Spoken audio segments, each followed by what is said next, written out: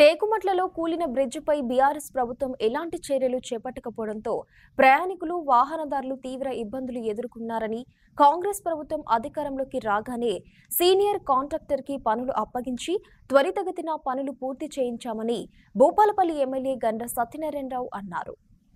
టేకుమట్ల మండలంలో నిర్మిస్తున్న వంతెన పనులను భూపాలపల్లి ఎమ్మెల్యే గండ్ర సత్యనారాయణరావు పరిశీలించారు.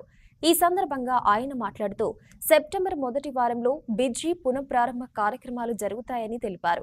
ఈ కార్యక్రమంలో కాంగ్రెస్ పార్టీ మండల అధ్యక్షులు కోటగిరి సతీష్ గౌడ్, బ్లాక్ కాంగ్రెస్ చిట్యాల మండల అధ్యక్షులు బండి సుదర్శన్ గౌడ్, జిల్లా నాయకులు కత్తి సంపత్ గౌడ్ తదితరులు పాల్గొన్నారు.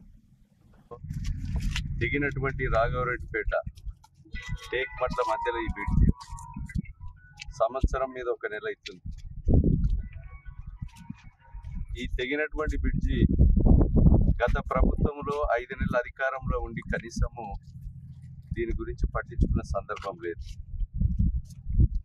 కాంగ్రెస్ ప్రభుత్వం వచ్చిన తర్వాత వెంటనే దీన్ని మంజూరీ సుమారు 5 కోట్ల రూపాయలు మంజూరీ తీసుకొచ్చి త్వరితగతిన ఎక్స్పీరియన్స్ కాంట్రాక్టర్తో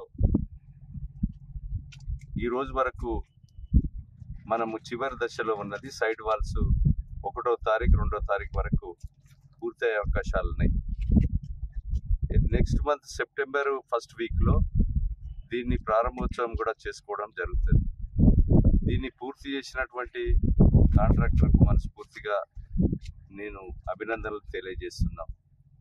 ఇలాంటి తెగిపోయిన 124 చెరువులను పునరుద్ధరించాం. అదేవిధంగా ఇంకా బ్రీచ్డ్ అయినటువంటి రోడ్లను కూడా పంచాయతీరాజ్ రోడ్లు, R&B రోడ్లను కూడా మరి మంజూరు తీసుకొచ్చి పునరుద్ధరణ చేయడం జరుగుతూ ఉంది. కనుక ఈ బ్రిడ్జి 2 జిల్లాలకు మరి అనేక వ్యాపార వర్గాలకు, రైతాంగానికి లింక్ ఉన్నటువంటి బ్రిడ్జి.